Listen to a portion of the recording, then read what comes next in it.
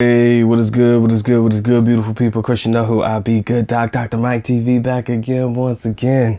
Interesting topic of conversation for that ass today. First time to the channel, guys. Y'all make sure y'all get the likes up, subscribe, notify, do all the good things to make yourself well versed in the Good Doc's content. Everything you should need to know about the Good Doc, extracurricular activities included, ebooks, Patreon, you name it. All of that should be linked in the description area below.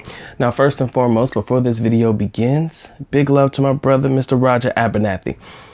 Big love to him because he struck a chord with the comment that he made on my video about whether you should or should not support your Filipinas family. Now, I can't remember the comment verbatim, but he brought up a point in which we're going to talk about today. When you marry your Filipino bride, when you marry a Filipina, you are taking away a primary breadwinner from that family. Let me say that one more time. When you marry a Filipina, you are taking away a primary breadwinner from that family. You know what is interesting? Because when I think about the individuals that are primed, that potentially have the biggest opportunities or the best opportunities to go abroad, normally it's going to be the Filipinas. Normally it's going to be the daughter. Normally it's going to be a female that have the better opportunity of getting jobs abroad. That's number one. Number two, especially if she comes from a good, if she was able to get a good education, the family paid for that education, you're taking that away. If she's good with skills and she was used to supporting the family, when you marry her, you're taking away a primary breadwinner from that family. So I would be remiss to tell you that you would get away with not having to support the family in any way, shape, or form. Now, again, I want to make this one of the last topics that we focus on this one, but we're going to touch on it only briefly. It's not going to be an in-depth analytical situation about whether you should or should not support the family. We've been there. We did that. But what we're going to talk about is the idea behind the dower system. Now, many of you guys may know what the dower system is. It was something that was practiced many moons ago. Some countries still do it now. I think in India, they still do it. But basically, the dower system is where the family of the groom, or the groom himself in this particular situation, pays the family in, like, I don't know, give property or goods or means or cash or whatever in order for him to be able to marry the daughter or to take the daughter away from the family. And again, they did that because basically the bride had a price. So there is a price to an extent on your Filipina's head, or the woman that you're marrying. There is a price on their head when you practice the dower system, because basically what you're telling me is, okay, this is the amount of money that I'm willing to accept for you to take my daughter away from me, or to take my daughter away from our family, to take our daughter away from us, and you, oh, well, not necessarily own her, but now she's yours. You understand? So the same rules definitely apply. It's just in a roundabout way. I kind of feel like in some way or another, you're going to part with cash because of that specific fact. You're taking away a breadwinner from the family. You're taking away, now if they have many kids, I mean, that's neither here nor there. I mean, you're taking away one, but you still gonna have to pay that cost to be that boss. But also you're failing to realize that it's just going to be rare that you're going to come out relatively unscathed without having to at least have that talk, or to at least put together an idea or a plan to where, when she goes abroad, if it's with you as the foreigner being married. Now, if it's an OFW situation, it's a little bit different because she's still on her own and she's still able to make her own income, and she's going to decide what she's going to do with her money, you know, because she's not married to anybody.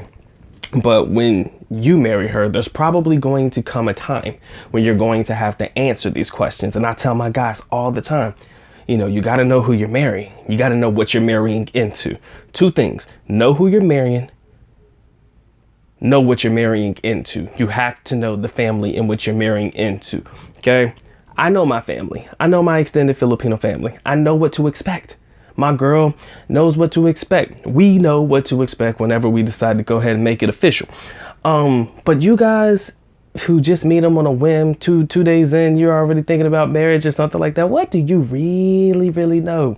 What do you really know about the family and what you could potentially be marrying into? I know all of my young ladies' relatives. Anybody who means anything to the family, I know them backwards and forwards. My girlfriend has 3 younger sisters and 1 younger brother. Her mother, I know them all, okay? And, you know, I've been able to evaluate the situation. And I think that when you do put yourself in a situation where you're able to evaluate what you're marrying into, you'll understand what could potentially be. Now, I'm not sitting here telling you that I've evaluated the situation and I know that I'm gonna have to pay once we get married, because that's not the case. All right. But what I am saying is I know what potentially could come about in the near future, so that I'm able to prep myself for anything that could potentially come out, whether it be a request or anything of that nature. And I'm thinking that as a man, you've got to be able to figure it out. If you're not going to pay your bridal price to where you call it clean, straight down the middle, look, I'm paying for my bride. She mine now. She don't belong to y'all no more. You got to understand that it could be a revolving door of asking, if that is the way it goes. I'm not saying that the family is going to ask. I'm just saying I wouldn't put it above anybody not to ask when the daughter is marrying a foreigner like you. All right, that's been my quick message, and I hope that this was able to come through. Again, big love to my brother Roger Abernathy. Big support to the homie, man. Appreciate you dropping that jewel on me and allowing me to analyze it and put it together in the form of a video that I believe kind of outlines a little bit about what to expect when you're marrying a Filipina and how much you could potentially be paying. And it begs the question, and I'm gonna leave you with this: how much is your Filipina worth to you? I do not want you to put that in the comment section below, because I don't want it to come off as demeaning in any way, shape, or form. But that's something you should think about. How much is your Filipina worth to you? Am I saying that you're going to have to run them numbers, and am I saying you're going to have to run that check to get your chick? No, absolutely not. Absolutely not. But I'm saying if you did, if you had to put a price on it, ladies and gentlemen, if you had to put a price on it, find that number, man. Find that number. All right.